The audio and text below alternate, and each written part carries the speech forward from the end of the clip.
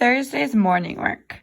Our first problem, we have 6 minus 5/8. So it's not a whole number, so we put 0 in front of it.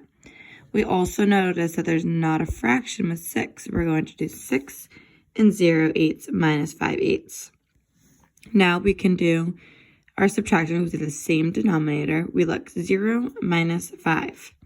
0 is smaller, so we have to borrow. Cross out the 6, and that becomes a 5. Cross out our 0, and that becomes an 8, because 8 over 8 is 1 whole. 1 whole plus 5 equals 6. Now go ahead and do 8 minus 5. Put that over 8, and then you're going to do 5 minus 0. The next one, write this number using an exponent.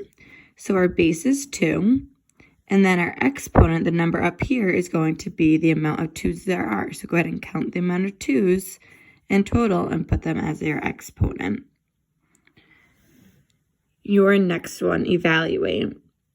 You need to look at 5/10 and 2/4. We look at 5 is exactly half of 10. So that reduces to 1/2. 2 is also exactly half of 4. So we have 1/2 and 1/2. Your job is to write the greater than, less than, or equal sign between those two numbers. Volume. Find the volume of the rectangular prism if the measurements are 9 feet, 4 feet, and 7 feet.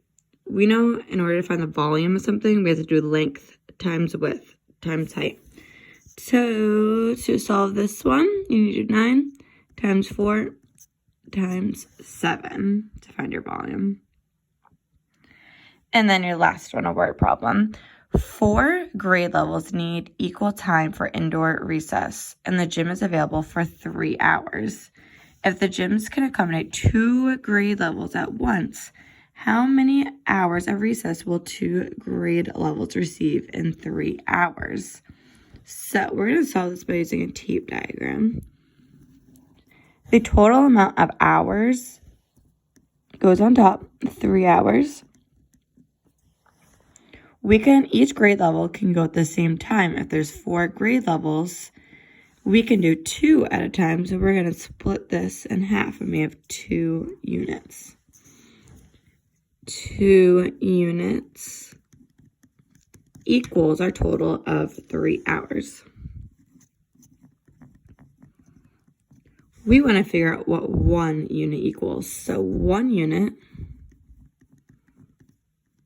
equals 3 divided by 2.